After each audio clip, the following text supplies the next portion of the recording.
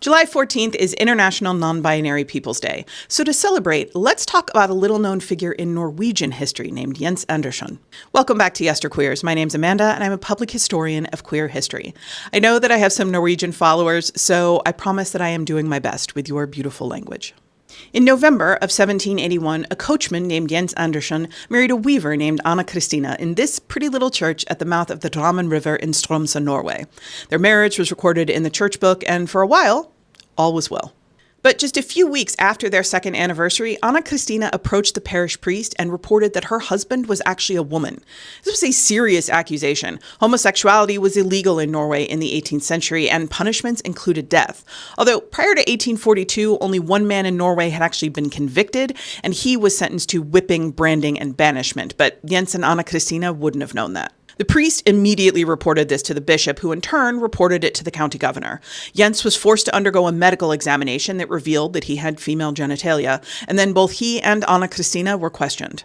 When she was questioned, Anna Christina said that she had been deceived all along, that she believed Jens to be a biological man when they married, and she'd only discovered his secret weeks later when he got drunk and she had to help him take off his pants. She said that she was so shocked and ashamed by the deception that she kept his secret until he started beating her whenever he got drunk. That, she said, is when she knew that the marriage had to end. She told the church in the hopes of getting an annulment because obtaining a divorce in 18th century Norway was very difficult. Jens, however, told a completely different story. He said that he'd been honest with Anna Christina from the start and that he'd married her because he wanted them to build a life together.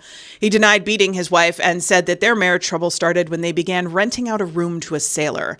Anna Christina and the sailor had fallen in love, and Jens said that she revealed his secret in order to get out of the marriage. After they'd both been questioned, the county magistrate only issued a warrant for Jens. He was arrested and imprisoned in the spring of 1783, but before he could go to trial, they had to figure out who he was, since it was clear that Jens was not his given name. He refused to talk about his past or reveal the name that he'd been christened with. And when asked which gender he was, Jens simply replied, "I don't know, I think I can be both." Jens sat in what was essentially a maximum security prison for months while authorities tried to figure out who he was. Eventually, thanks to church records, they discovered that Jens had been born in Ringerike as Marun Andersdotter, and that he had taken the name Jens from his brother, who had died. Just as Jens's case was finally about to go to trial in December of 1784, Anna Christina died unexpectedly.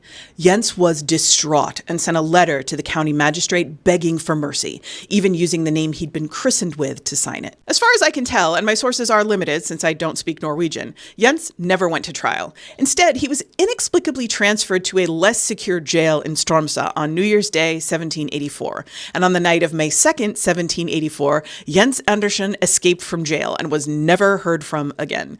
He disappears from the historical record, but I like to think that he went on to live a long and happy life. That's it for today. As always, more information, including sources and further reading, is available in the usual place.